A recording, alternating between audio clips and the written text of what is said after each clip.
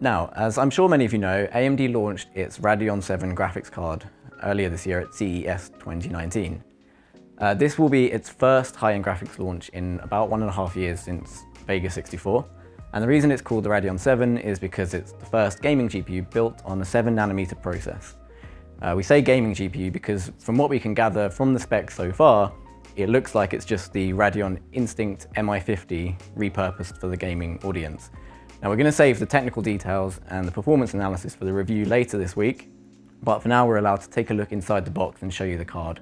So we'll crack on with that. Right. So the box we've been sent is exclusive to like press and the influencers that are going to be receiving the card first, but it's obviously the same graphics card. First up we have this rather fancy acrylic slab that's going to be used for actually showing off the card. It's got a dummy die at the front there. And now the actual card itself. So you can see it there, slots in like that. And even the stand has RGB, because why not? So the fact that it has 3 fans immediately makes the card look a bit big. But if we grab a Vega 64, it turns out it's actually the same length. So that's about 270mm long there. Now, the Radeon VII is taller. It comes a little bit beyond the PCI bracket there. But otherwise, it's about standard dimensions for a reference card.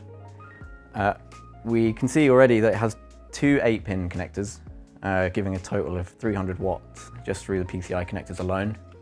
That's the same as Vega 64, and we are expecting the power consumption to be pretty similar because the MI50 that this card is based on is a 300 watt part.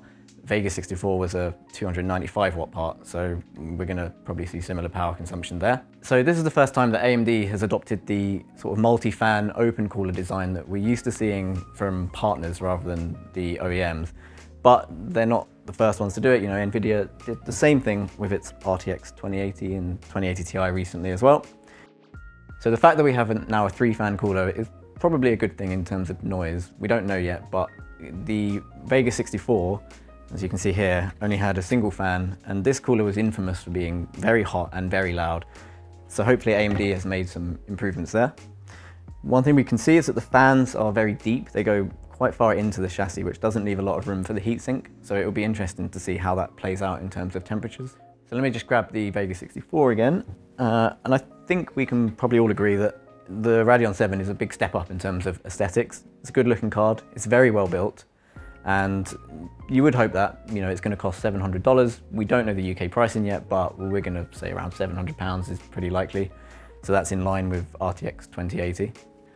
So you've seen the front, and the back is, you know, nicely covered in a full metal backplate, as you'd expect from a high-end card. It'll be interesting to see what the board partners do with the design.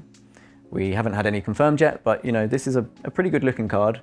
We imagine that most of them will probably slap a bigger heatsink. That tends to be the way they do it. But in terms of aesthetics, I think AMD's done a pretty good job.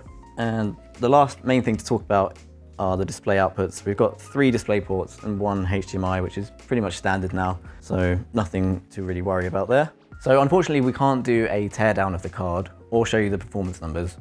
That'll have to come in the review later this week. But AMD's own figures said a 29%-ish lead over Vega 64. Now, if we compare that to the numbers that we have for the Vega 64, that puts it roughly on par with what we're seeing from RTX 2080 and GTX 1080 Ti. Right. Now, considering that the GTX 1080 Ti is coming up to its 2nd birthday, that, you know, arguably paints AMD's high-end GPU situation in a bit of a bad light. But, you know, that's not news. Everyone kind of knows that it is the situation.